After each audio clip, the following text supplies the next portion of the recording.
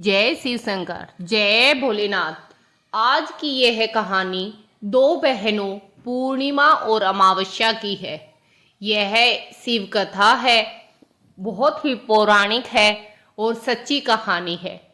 तो ध्यान लगाकर सुने, पूरा सुने। कहानी इस प्रकार है। किसी देश में एक राजा रहता था। उनके दो पुत्र और दो पुत्री थी। दोनों पुत्रियों का नाम अमावस्या और पूर्णिमासी था। दोनों बहनें थी। अमावस्या बड़ी ही चतुर और नटखट लड़की थी और जो पूर्णमासी थी वो बड़ी ही सीधी और सच्चे मन की और बिना की बड़े ही दयालु भाव की, गौ सेवा करने वाली, आंगन साफ करने वाली, चूल्हा चौका करने वाली थी। अमावस्या राजा की बेटी होने के कारण कोई भी काम न करती थी। धीरे धीरे समय व्यतीत होने लगा। दोनों भाइयों की शादी हो चुकी थी। घर में भाभियां आ गई थी। पूर्णमासी अपनी भाभियों की बड़ी ही चहेती थी, क्योंकि पूर्णमासी उनका घर का आंगन साफ करना, चूल्हा चौका करना, सब कामों में भरपूर मदद किया करती थी। तो भाभियां पूर्णमासी से बड़ी खुश रहती थी। वहीं दूसरी तरफ अमावस्या घर का कोई काम न करती और पूरा समय भाभियों पर हुक्म चलाती रहती, इसलिए भाभियां उससे खुश न रहती थी। ऐसे ही समय व्यतीत होने लगा। दोनों शादी के लिए बड़ी हो गई। अब रानी ने राजा से कहा, देखो, हमें पूर्णमासी की शादी कर देनी चाहिए। अब वो शादी विवाह के लायक हो गई है। तो राजा ने कहा, ठीक है, मैं वर खोजने लग जाता हूँ। तब रानी ने कहा कि राजा, पूर्णमासी तो चूल्हा चौका करने वाली, आंगन साफ करने वाली, गाय गोबर करने वाली और गौ सेवा करने वाली है। उसे तो भजन कीर्तन में मन रहता है। अमीर घर में अगर उसकी शादी करेंगे तो वह वहाँ न रह सकेगी और उसका मन न लगेगा। तो आप उसके लिए एक गरीब ही वर खोज कर लाए। राजा ने भी हाँ में हाँ की। हालांकि माँ के ऐसे वचन सुनकर पूर्णमासी को बड़ा दुख हुआ, लेकिन वह कुछ न बोली। माँ के मुंह से ऐसे वचन सुनकर शायद किसी भी लड़की को अच्छा न लगे, वही पूर्णमासी के दिल पर बीत रहा था। अब राजा वर की खोज के लिए निकल पड़ा। चलते चलते काफी आगे वो निकल चुका था। फिर उसको एक गांव में एक गरीब घर का लड़का पूर्णमासी के लिए वर के रूप में चुना और घर को वापिस आ गया और शादी ब्याह की तैयारी शुरू की। तब माता ने कहा, क्यों ना अमावस्या की शादी भी कर दी जाए और एक ही खर्चे में दोनों का विवाह हो जाएगा और हम भी परेशान न होंगे। आप पूर्ण अमावस्या के लिए एक अमीर घर का लड़का खोजकर उसकी शादी करा दे। राजा ने पूर्णमासी के ससुराल के गांव के राजा के लड़के के साथ ही अमावस्या का विवाह तय कर दिया। दोनों बहनों की शादी एक ही दिन हुई। एक अमीर घर में गई और एक गरीब घर में। पूर्णमासी गरीब घर में जाने के कारण माँ बाप ने उसको कुछ दान दक्षिणा न दी कि वो तो गरीब घर में जा रही है, उसको इतना दान दक्षिणा दिखावा देने की जरूरत नहीं है। और अमावस्या को भरपूर दान दक्षिणा दिया, जिससे वहाँ पर खूब दिखावा और बड़ाई हो सके। अब दोनों बहनें अपने अपने ससुराल, अपने अपने घर में जा चुकी थी। दोनों के यहाँ संतान की प्राप्ति भी हो चुकी थी। दोनों खुशहाल जीवन व्यतीत कर रही थी। एक समय की बात है कि अमावस्या ने अपने घर में कीर्तन रखा, पूरे घर में बुलाया भेजा, लेकिन पूर्णमासी के यहाँ बुलाया न भेजा। पूर्णमासी को बड़ा दुख लगा, लेकिन वो करती भी क्या। वो अपने घर की दहलीज पर बैठी थी। आस पड़ोस की सभी औरतें भजन कीर्तन के लिए अमावस्या के घर जा रही थी। तो उन्होंने कहा, अरे पूर्णमासी, क्या तुम न चलोगी तेरी बहन के घर? तब पूर्णमासी ने कहा, नहीं बहनों, तुम सब जाओ, मेरे घर तो बुलाया नहीं आया। बिन बुलाए मैं कैसे जाऊंगी।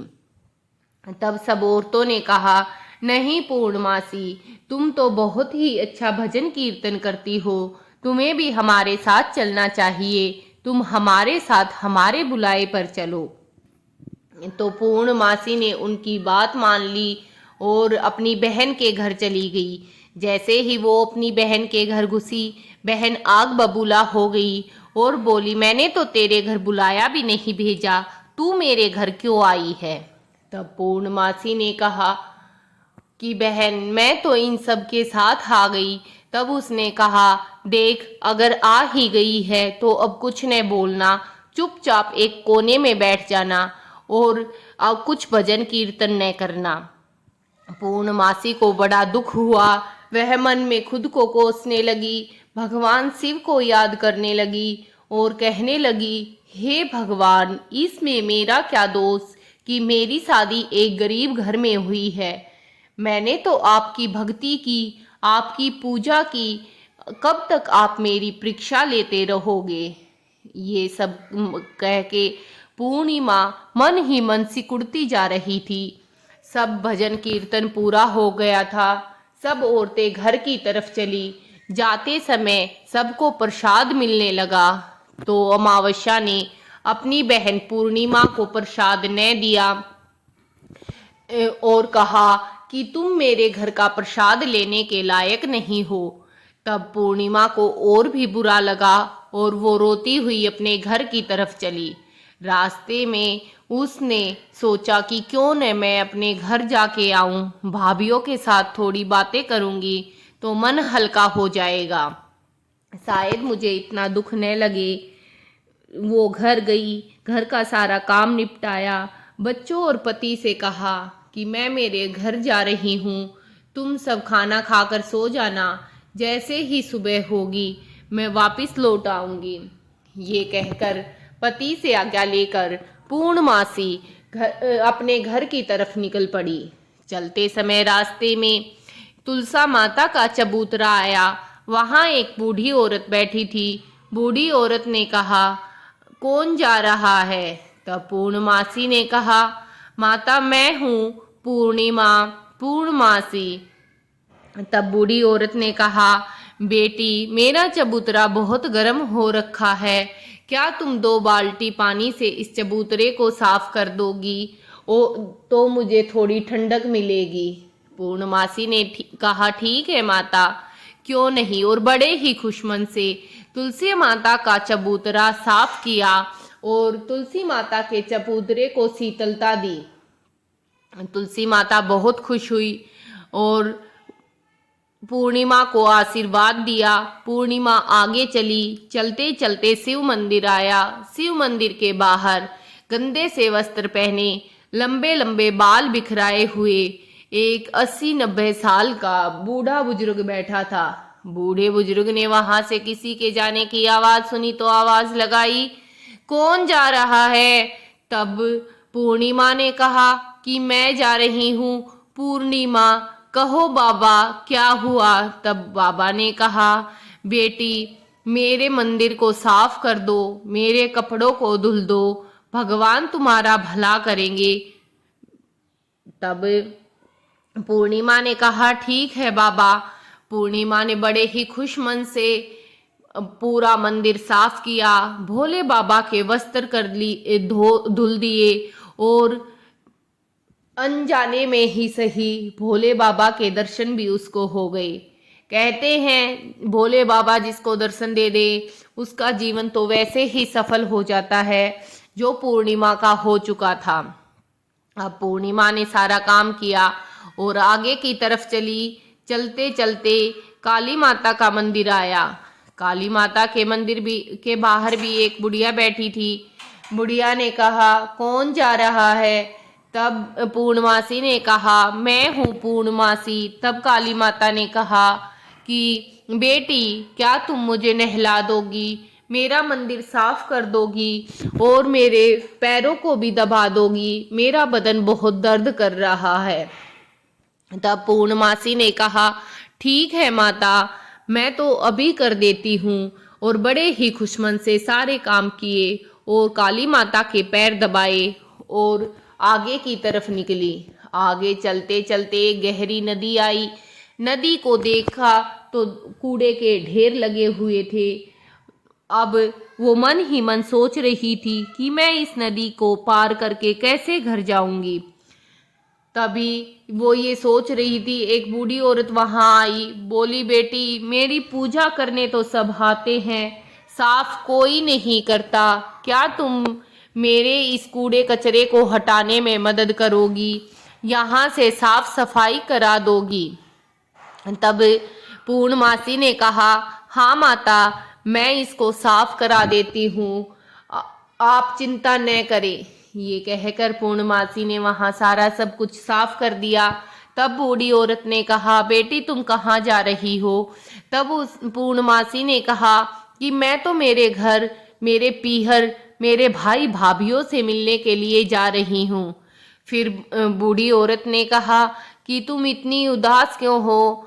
तो पूर्णमासी ने कहा, माता, मैं तो यही सोच रही हूँ कि मैं इस गहरी नदी को पार करके कैसे जाऊं। तभी बूढ़ी औरत ने कहा, वो देख बेटी, फूलों की नाव खड़ी है, इस पर चढ़कर अपने भाई भाभी से मिल आ। आते समय भी इसी का इस्तेमाल करना और मुझसे मिलकर जरूर जाना। अब पूर्णिमा बहुत खुश हुई, नाव पर चढ़ी। नाव पर चढ़कर अपने घर पहुंची। जैसे ही वो पीहर गई, भाभिया पूर्णिमा को देखकर फूली न समाई। कहा, अरे पूर्णिमा, इतने दिन बाद आई हो, तेरी ही राह तक रहे थे, कैसी हो तुम? आओ बैठो। भाभियों ने बहुत सारी आओ भगत की। पूर्णिमा पहले की तरह अपनी भाभियों के साथ रसोई में गई, सारा खाना बनवाया, घर का काम करवाया, बच्चों को नहलाया धुलाया और सब कामों में मदद की और बहुत सारी बातें भी की। अगले दिन सुबह हुई। सुबह का सारा काम निपटा कर वह अपनी भाभियों से बोली, भाभी, अब मैं अपने ससुराल जाऊंगी, तो आप मुझे आज्ञा दे। तब भाभी ने कहा, अरे पूर्णिमा, ऐसे कैसे जाओगी? ये लो मेरी लाल रंग की साड़ी और इसको पहनकर सुंदर होकर अपने ससुराल जाओ। और तब पूर्णिमा ने वो साड़ी ली और साड़ी को पहनकर 16 श्रृंगार करके वो बहुत ही सुंदर हो गई। अब भाभी ने कहा, लो यह थैला और घर जाकर ही खोलना, ये थोड़ा सा हमारी तरफ से ले जाओ। और अपनी ननद पूर्णिमा के पैर दबाकर खूब सारी सेवा करके उसे उसके ससुराल के लिए विदा किया। अब पूर्णिमा बड़े ही खुश मन से अपने घर की तरफ चल रही थी। वही फूलों की नाव खड़ी थी। फूलों की नाव में बैठकर गंगा नदी के इस किनारे से उस किनारे पहुंची।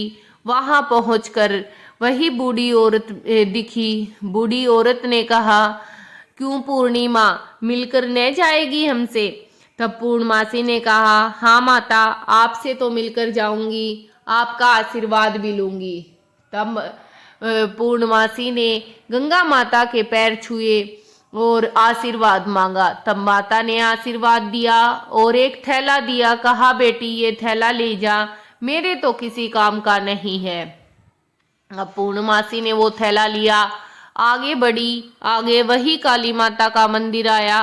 काली माता के मंदिर के बाहर वही बुढ़िया बैठी थी। बुढ़िया ने कहा, अरे बेटी, मिलकर न जाएगी क्या? तब पूर्णमासी ने कहा, हाँ माता, मिलकर तो जाऊंगी। तब काली माता ने भी एक थैला दिया और कहा, बेटी, ये थैला अपने साथ ले जा और घर जाकर ही खोलना। अब 3 थैले काफी भरे हुए थे। पूर्णिमा परेशान हो गई थी, तो उनकी एक गठरी बना ली और अपने सिर पर रख ली और आगे की तरफ चल पड़ी। चलते चलते वही शिव मंदिर आया। वही बूढ़ा बाबा पुजारी उसको दिखा। तो बाबा ने कहा, बेटी, आशीर्वाद तो लेती जा। तब पूर्णिमा ने बाबा से आशीर्वाद लिया। तब बाबा ने एक थैला दिया और कहा, बेटी, ये थैला भी अपने साथ ले जा। अब पूर्णिमा ने थैला लिया, आगे चली। वही तुलसा माता दिखी। तुलसा माता के पास वो बूढ़ी औरत थी। बूढ़ी औरत ने भी एक थैला पूर्णिमा को दिया और कहा, बेटी ये थैला अपने साथ ले जा। अब पूर्णिमा वो सारे थैले लेकर घर आई। घर के आंगन में थैले रखे। पति और बच्चे भी वहां आ गए थे। पहला थैला भाभी का था तो पूर्णिमा ने वो थैला खोला। जैसे ही पूर्णिमा ने थैला खोला, उसमें बच्चों के लिए नए कपड़े, उसके पति के लिए नए कपड़े और कुछ घर के गुजर बसर के लिए पैसे रखे हुए थे। पूर्णिमा और बच्चे बहुत खुश हुए। सब ने फटाफट से नए वस्त्र पहन लिए और पूर्णिमा ने अपनी भाभी को मन ही मन बहुत धन्यवाद दिया। अब पूर्णिमा ने दूसरा थैला गंगा माता का खोला।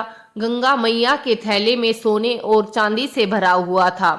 इतना सारा सोना चांदी देखकर सब बहुत खुश हुए और गंगा माता को बहुत बहुत धन्यवाद किया। तीसरा थैला काली माता का खोला। काली माता के थैले में 16 श्रृंगार और बहुत सारे आभूषण और बहुत सारा सुख भरा हुआ था।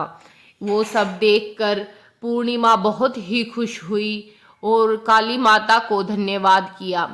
चौथा थैला भोले बाबा का था। भोले बाबा का थैला खोला तो उसमें सब कुछ था। धन, लक्ष्मी, सुख, संपत्ति, वैभव सब कुछ भरा हुआ था और भोले बाबा का आशीर्वाद था। अब पूर्णमासी के पास किसी चीज की कमी न रही। उसने पांचवा थैला तुलसा मैया का खोला।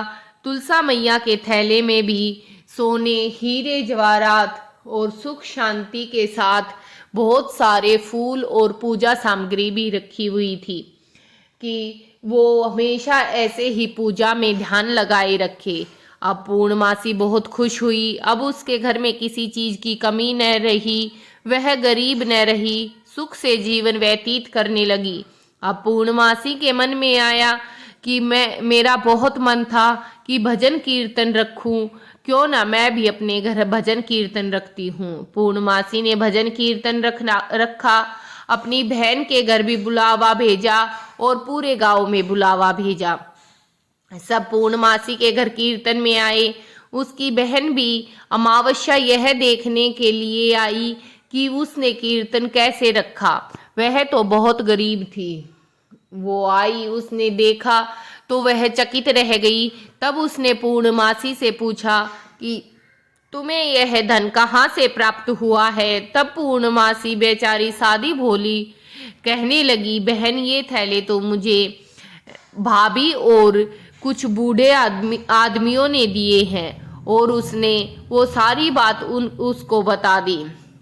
अब अमावस्या के भी मन में लालच आया। उसने कहा कि मैं भी पीहर को जाऊंगी, भाभीयों से मिलकर आऊंगी। तब अमावस्या भी अपने घर गई। पति बच्चों को खाना खिलाकर सुलाकर अपने पीहर के लिए निकल पड़ी। रास्ते में वही तुलसा माता उसको बैठी हुई दिखी। तुलसा माता ने कहा, बेटी मेरा चबूतरा धुल दो। तो अमावस्या ने कहा, अरे बूढ़ी, मैंने इतने सुंदर कपड़े पहने हुए हैं, क्या मैं तुम्हें चबूतरा धुलने के लिए दिखती हूँ।